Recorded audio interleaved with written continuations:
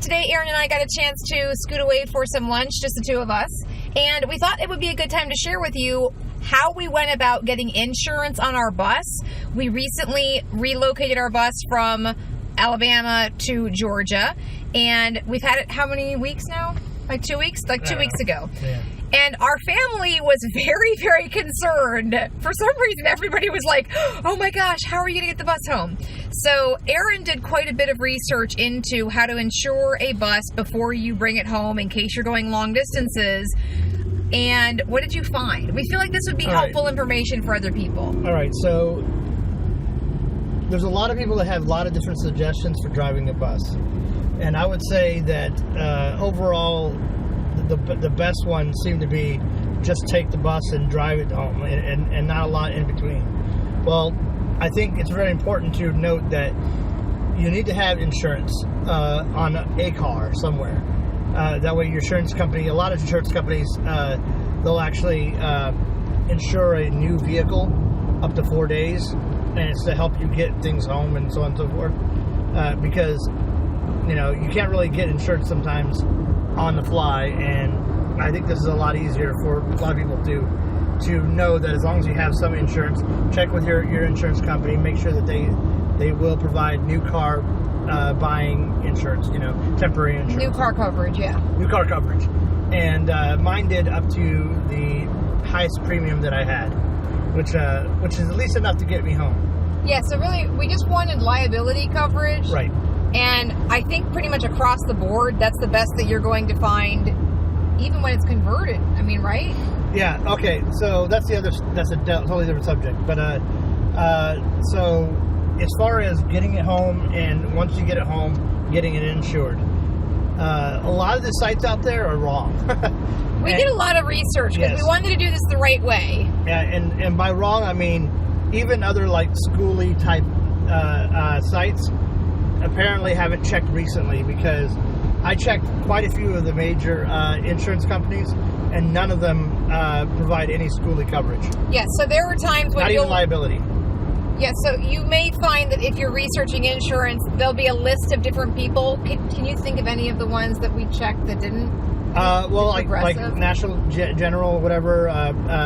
Progressive doesn't. Yeah, Progressive doesn't. I mean, obviously, some people said State Farm, and I haven't gone that route, but because State Farm's a little bit weird about their insurance, it takes a lot to get them to do anything. Well, since Aaron is a veteran, we have our car insurance through USAA, and we were under the impression that they were going to go to Progressive, right? They would use Progressive. So for RV insurance, they go through Progressive. Now, that's RV as in it's just an RV, not as in converted from a school bus RV. They don't do that at all. But there's a loophole, and the one I found is if you are wanting to get it insured, but you're like, well, I have to get converted first, because there are some sites that apparently will actually give you insurance for a converted RV. And some companies, you mean? Some companies, I'm sorry. We'll offer a policy, and we haven't found which one yet.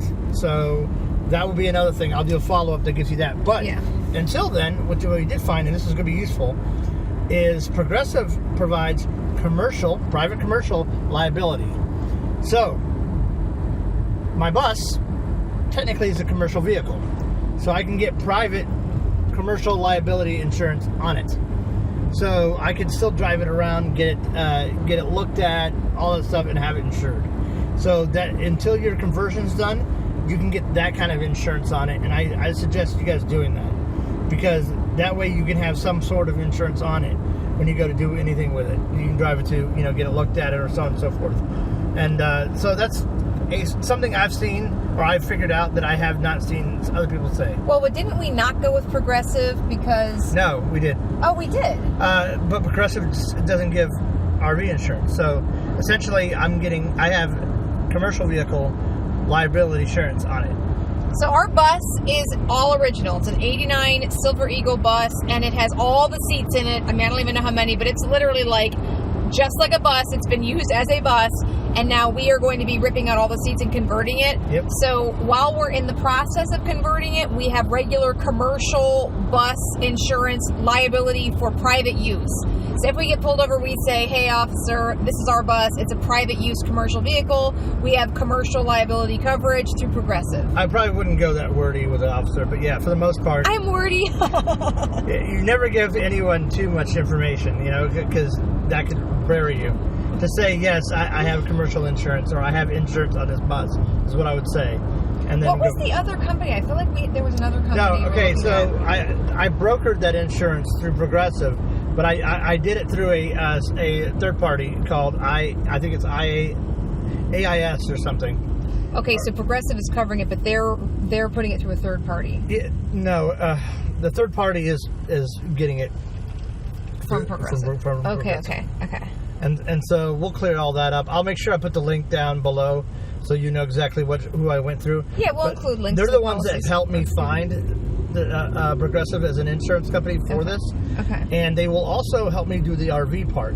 But apparently it has to be done professionally, and that means you have to have pictures of it, and it's got to look like it's not, it wasn't done with a chainsaw. Well, and we've seen other YouTubers put out there that they were under the impression that they didn't have to have their RV 100% completed in order to get that RV insurance, and then they found out that wasn't the case. It really needs to be basically done. Yeah. In some cases. So we are not going to assume that if we have a toilet and a bed, we're fine.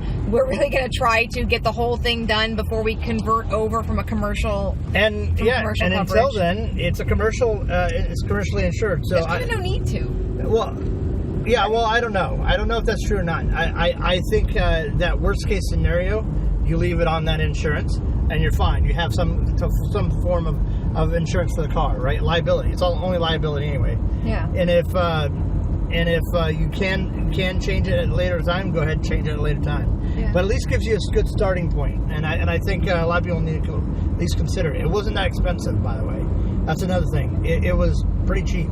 I'm paying, and this is just me, I'm paying like around $78 a month, which overall, we feel like that's a great deal, yeah, because we want to be able to drive the vehicle to a place to have a mechanic look at it.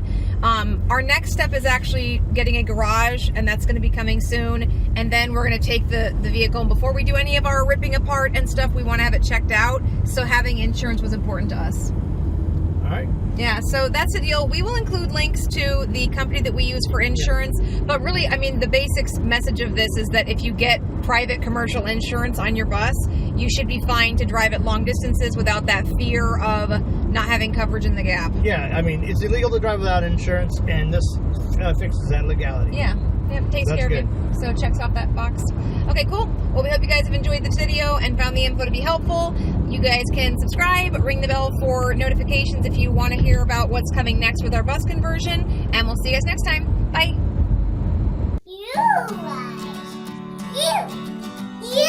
You.